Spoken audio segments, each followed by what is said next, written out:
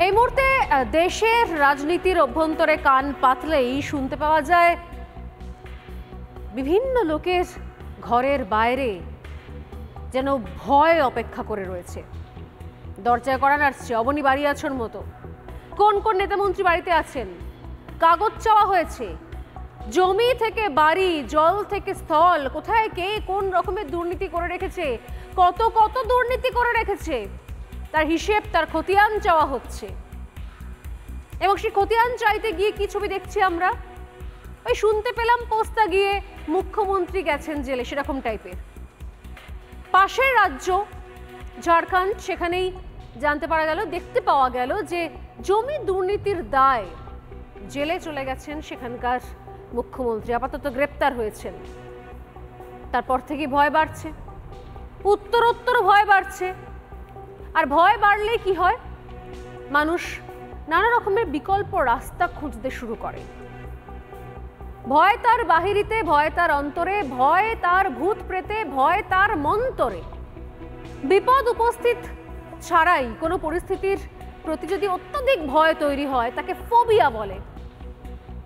মানুষের ফোবিয়া থাকে, এই আমি জল ডুবে যাচ্ছি, এই আমি ছাদ থেকে পড়ে যাচ্ছি, বিভিন্ন রকমের ফোবিয়া কাজ করে। অনেক সময় পাশের বাড়িতে বিপদ দেখে আমাদের মনে ভয় বাড়ে। পাশের বাড়িতে কিছু ঘটলো, পাশের রাস্তায় কিছু হলো, আমরা ভয় পেয়ে গেলাম। বেশি ভয় পেতে পেতে পেতে আমাদের মনে ফোবিয়া তৈরি হয়ে যায়, এই বুঝি ডুবেই গেলাম।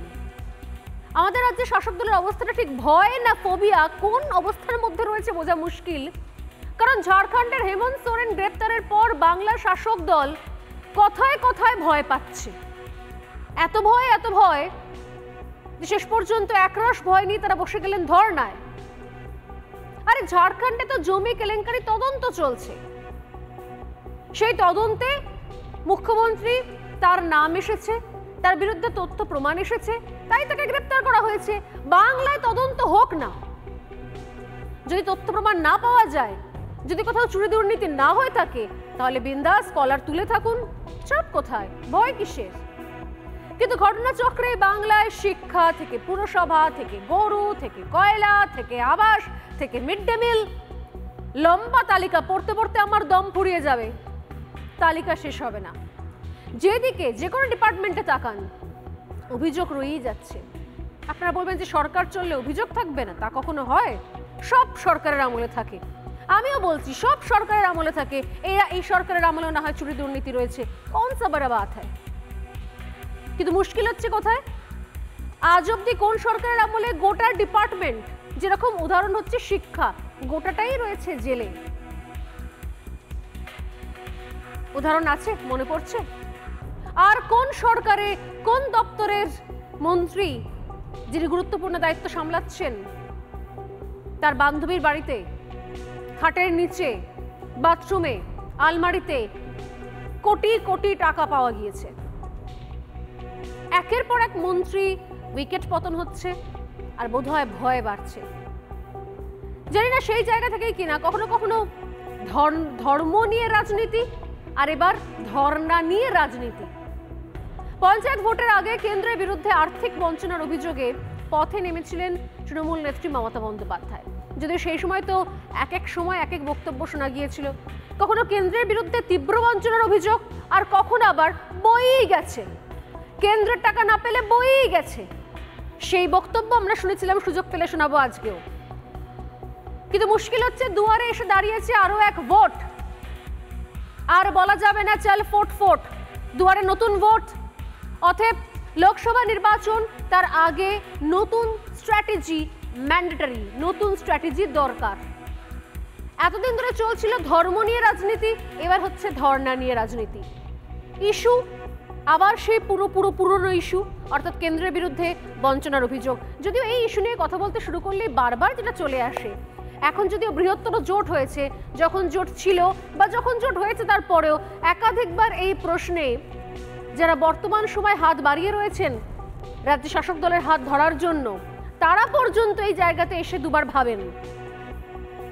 বঞ্চনা নিয়ে তৃণমূল কংগ্রেসের পাশে দাঁড়াতে গেলে কি তৃণমূল, কি সিপিএম, কি কংগ্রেস, প্রত্যেকে 10 বার করে ভাবেন বঞ্চনা ইস্যুতে তৃণমূলের পাশে দাঁড়াবো না দাঁড়াবো না, কারণ তারাও তো বলেছেন, বারবার বলেছেন, যদি রাজ্য সরকার বঞ্চিত হয়ে থাকে তাহলে সেই বঞ্চনার কি পেল এবং কি খরচ হলো সেই গোটা হিসেবের খতিয়ান তুলে একটা শ্বেতপত্র প্রকাশ করুক।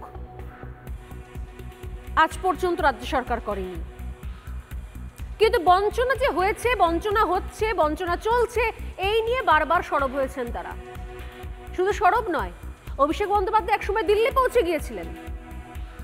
যদি আপনি বলেন যদি বঞ্চনা ইস্যু তো খুব সিরিয়াস ইস্যু, তাহলে আমি বলবো এই রাজ্যে যদি বঞ্চনার ইস্যু ধরি তাহলে কোন সেক্টর বাদ দেবেন বলুন? জল থেকে রাস্তা থেকে রেশন, মানুষের বঞ্চনা বুঝি বঞ্চনা নয়? এটা জনপ্রিয় রিয়েলিটি শোতে শুনেছিলাম, সাডা কুত্তা কুত্তা তেরা কুত্তা টমি, সেরকম টাইপের ব্যাপার একখানা। যদি তোমার বঞ্চনা হয় তাহলে সেটা বঞ্চনা নয়, আমার বঞ্চনা হলে বঞ্চনা। আমি টাকা পয়সা না পেলে সেটা বঞ্চনা হচ্ছে, আর মানুষজন চাকরি না পেলে, রেশনের চাল না পেলে, চাকরি না পেলে, ডিএ না পেলে, সেটাকে বঞ্চনা বলা হয় না, সেটাকে বলা হয় নাটক। কিন্তু মুশকিল হচ্ছে আমরা আবারও ফিরে এলাম সেই ধর্ণা মঞ্চেই, আর এই ধর্ণা মঞ্চেই আরও একবার টার্গেট কেন্দ্রীয় এজেন্সি। আপনি বলুন যে ধর্ণা মঞ্চে কেন্দ্র এজেন্সি কেন টার্গেট হবে? ধর্ণা কি নিয়ে হচ্ছে? প্রাপ্য বকেয়া নিয়ে। প্রাপ্য বকেয়া কে দেবে? কেন্দ্র দেবে। কিসের জন্য দেবে? যে ধরনের প্রকল্প একাধিক কাজ চলছে, সেই প্রকল্প একাধিক প্রকল্প 100 দিনের কাজ, তার টাকা পয়সা পাওয়ার জন্য কেন্দ্রের বিরুদ্ধে ধর্ণা চলছে, কারণ প্রাপ্য বকেয়া তার জন্য ধর্ণা চলছে। কিন্তু উদ্দেশ্য টার্গেট কে হয়ে যাচ্ছে? না টাকা পয়সা, না অর্থ দপ্তর, টার্গেট হচ্ছে কেন্দ্রীয় এজেন্সি, অর্থাৎ সেই সেন্ট্রাল এজেন্সি, অর্থাৎ ইডি, অর্থাৎ সিবিআই, যারা দুর্নীতি তদন্ত করার জন্য রাজ্যে এসেছেন এবং একের পর এক নেতা মন্ত্রীকে গ্রেপ্তার করেছেন। অতএব কোন উদ্দেশ্যে, কোন বিধেয়, সেটা বোঝার মতো বোধহয় স্পষ্টতা নিজেই তৈরি করে দিয়েছেন মমতা বন্দ্যোপাধ্যায়। শুরুতেই শোনাই প্রাপ্য বকেয়া নিয়ে ধর্ণা মঞ্চ থেকে মমতা বন্দ্যোপাধ্যায় কাকে টার্গেট করলেন? সেন্ট্রাল এজেন্সিকে। দেখুন।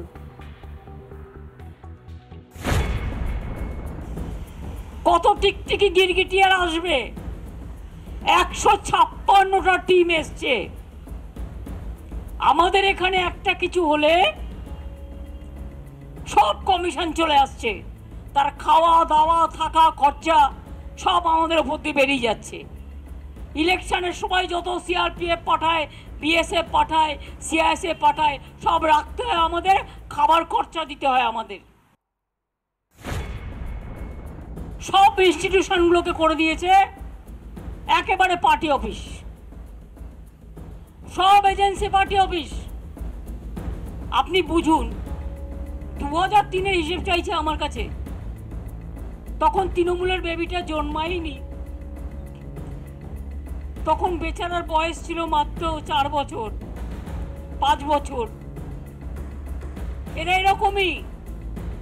অভিষেককে একটা লেটার পাঠিয়েছে এজেন্সি, তখন অভিষেক জন্মায়নি। দারুণ ফাটাফাটি।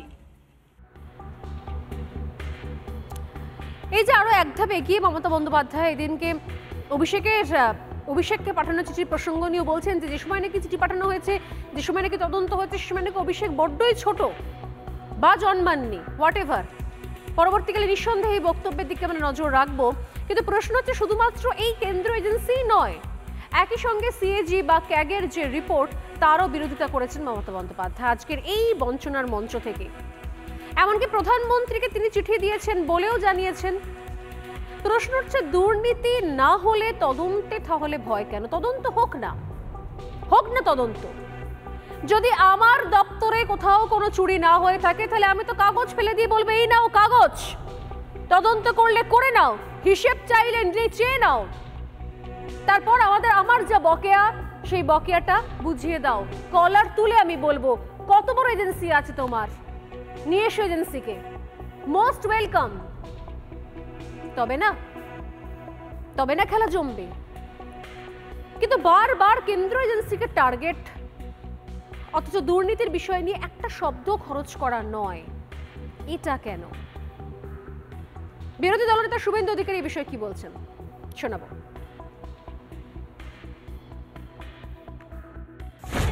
আমাকে অনেকে বলছিল, দু একটা প্রেস জিজ্ঞেস করছিল, আপনারা নাকি ক্যাগ বলেছে কি যেন বেনিয়ম টেনিয়ম করেছেন, টাকা খরচ করেননি।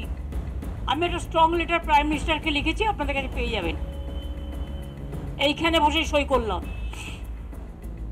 ক্যাগ যে কথাটাই জানে না সেটাই লিখেছে, কোনোদিন এটা হয়নি। বলছে 2003 সাল থেকে। আর 2003 সালে থোড়াই আমরা ছিলাম? 2003-এর দায়িত্ব আমি নেব? 2011 পরে আমরা যখন এসেছি তখনকার দায়িত্ব নেব? তা সত্ত্বেও বলি প্রত্যেকটা ইউটিলাইজেশন সার্টিফিকেট গেছে, টোটাল মিথ্যে কথা, টোটাল গ্রেট লায়ার। সত্য কখনো চাপা থাকে না। এছাড়াও চিঠিটা পড়ে নেবেন, যাতে লেখা আছে আমরা প্রত্যেকটা ইউটিলাইজেশন সার্টিফিকেট টাইম মতো দিয়েছি। আর ওরা যে 2 লক্ষ কোটি টাকার কথা বলছে, कैग रिपोर्ट देख लीजिए, क्या देख लीजिए, पूरा झूठा बताया।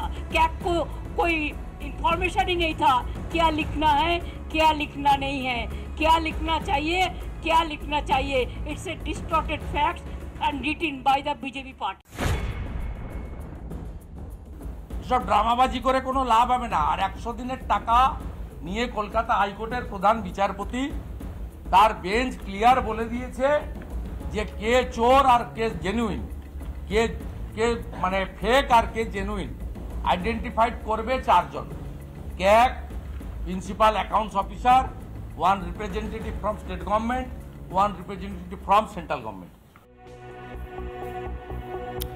কিন্তু এটা ফ্যাক্ট, মমতা বন্দ্যোপাধ্যায় যে জায়গা থেকে ধরেছেন, নিঃসন্দেহে এই প্রশ্নের উত্তর দায় দিতে হবে রাজ্যের বিরোধী দল বিজেপি এবং কেন্দ্রের শাসক দল বিজেপিকে। কারণ মমতা বন্দ্যোপাধ্যায়ের বক্তব্য যে ক্যাগের রিপোর্ট 2003 থেকে হিসেব চাইছে, সেক্ষেত্রে 2003-এর দায়িত্ব কেন নেবে মমতা বন্দ্যোপাধ্যায়ের সরকার? এটা অস্বীকার করার কোনো জায়গা নেই। ঠিক যেভাবে অস্বীকার করার কোনো জায়গা নেই যে বামেদের আমলের যে ধার ছিল সেই ধারও মাথায় নিয়ে এগিয়ে গিয়েছে তৃণমূল কংগ্রেস, বরং ধার বেড়েছে শোধ হওয়ার জায়গায়। রাজ্যের মানুষের ওপর, মাথার ওপরে যে বিপুল পরিমাণ ঋণ রয়েছে, সেই ঋণের দায়ও তো একা তৃণমূল কংগ্রেস সরকারের নয়।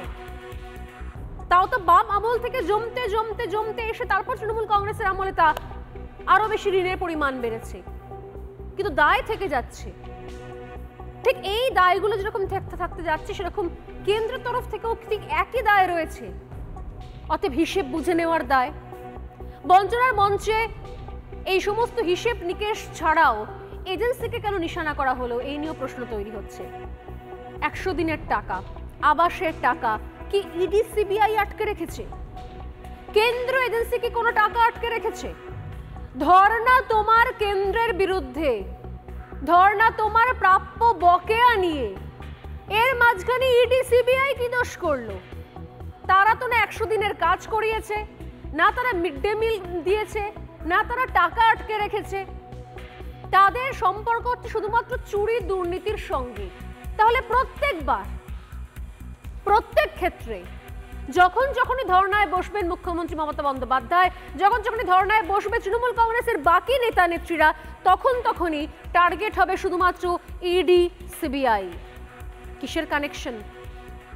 আসলে ওই যে বলছিলাম ভয়, ইঙ্গিতটা গতকালই দিয়েছিলেন তৃণমূল নেত্রী। তিনি বলেছিলেন যে জেলে যদি আমাকে ভরে দেয়, আমি জেল ফুঁড়ে বেরিয়ে আসবো, জেল ফুটো করে বেরিয়ে আসবো। আবারও সে একই জায়গায় প্রশ্ন জানিয়ে আজকের ডিবেট শুরু করব।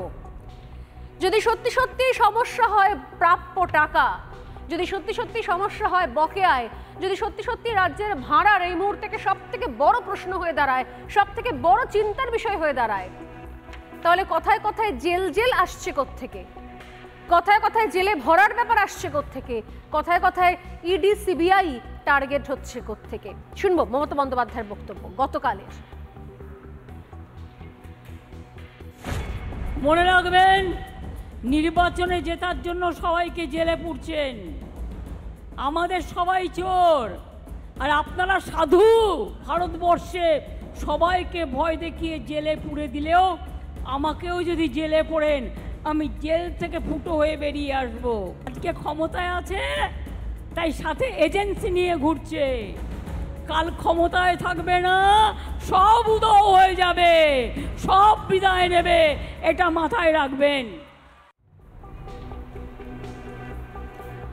এখান থেকে আমি শুরু করবো আজকের ডিবেট। সত্যি যদি সমস্যা হয় প্রাপ্য নিয়ে, সমস্যা হয় বকেয়া নিয়ে, সমস্যা হয় অর্থনৈতিক, সমস্যা হয় কেন্দ্রের বিরুদ্ধে যে টাকা পয়সার হিসেব নিকেশ, চাওয়া পাওয়া, ক্যাগ রিপোর্ট ইত্যাদি ইত্যাদি বিষয় নিয়ে, তাহলে হঠাৎ করে ধর্ণা মঞ্চের দরকার পড়লো কেন? ধর্ণা মঞ্চ থেকে কেন্দ্র এজেন্সিকে আক্রমণ করার দরকার পড়লো কেন? বিরোধী দলনেতা শুভেন্দু অধিকারী এই বিষয়ে কি বলছেন? তিনি বলছেন যে আসলে এ রাজ্যে একের পর এক দুর্নীতি সামনে আসছে, একের পর এক গ্রেপ্তার যেভাবে হচ্ছে, এবং শুধুমাত্র এ রাজ্য নয়, চোখ খুলে দেখুন আশপাশের রাজ্যের দিকে। এই অরবিন্দ কেজরিওয়াল, এই হেমন্ত সোরেন, তাতে বাংলা জুড়ে আরো বেশি আশঙ্কা মাথা চাড়া দিচ্ছে, আরো বেশি ভয় বাড়ছে। মানুষজন প্রশ্ন করছেন এবার কারা, এবার কে, নেক্সট কে? তাই জন্যই কি এত ধর্ণা খেলা? শুভেন্দু অধিকারী বিরোধী দলনেতা, তার বক্তব্য শোনাবো।